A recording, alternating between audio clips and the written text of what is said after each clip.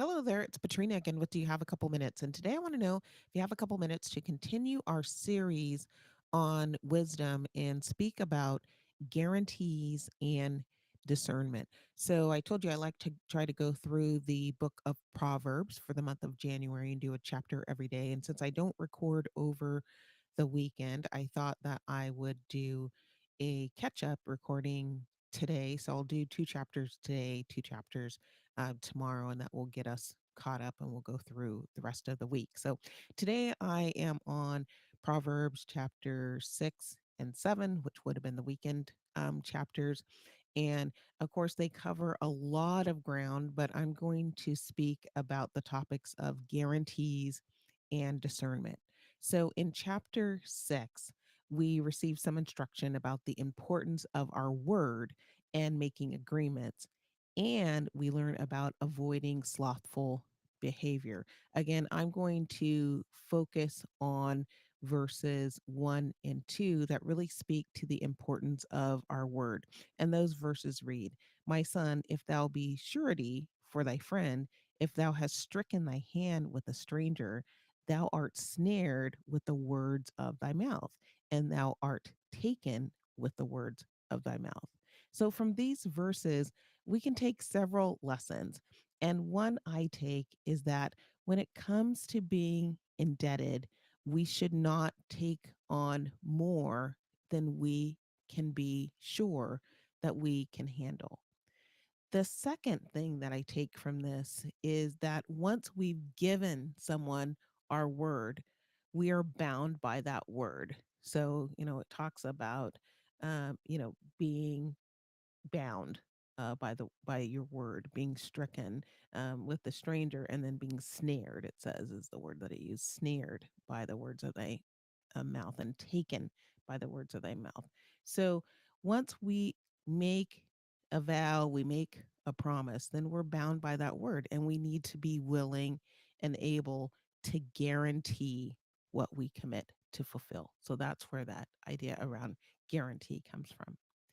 In chapter 7, we receive a warning about being wary of fair and flattering speech that may just lead us to difficulty and loss.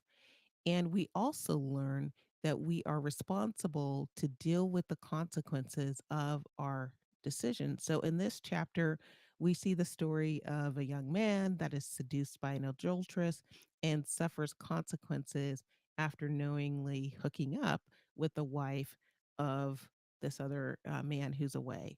So verses 21 and 23 read as follows. With her much fair speech, she caused him to yield. With the flattering of her lips, she forced him. And then in verse 23, it says, Till a dagger strike through his liver, as a bird hastes to the snare, and knoweth not that it is for his life.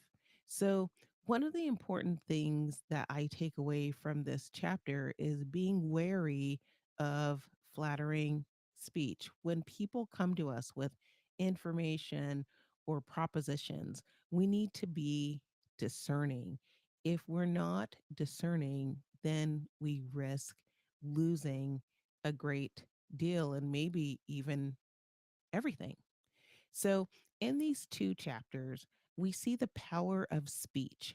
We have the power to take on responsibility with our speech, and we can be beguiled by crafty speech, by flattering speech if we're not careful. So, in both cases, there are outcomes and consequences that we are expected to manage as individuals. So, think about your word as being a guarantee. And as you're receiving words from others, just make sure that you are being discerning in those things so that the consequences and outcomes that arise are things that you are ready to handle. And with that, that is my few minutes for today. I hope that you found that this has been a topic that's been inspiring, something to help you think, learn, grow, and ultimately lead a more fulfilling life. I hope that if you are enjoying these messages that you'll share them with others so that they can come along our learning journey as well. Thank you so much for being with me here today. Please be sure to check out the show notes for a summary of today's session, as well as contact information if you would like to be in touch. And again, just really glad that you were able to join me here today. And I hope to see you back next time. Until then, bye bye.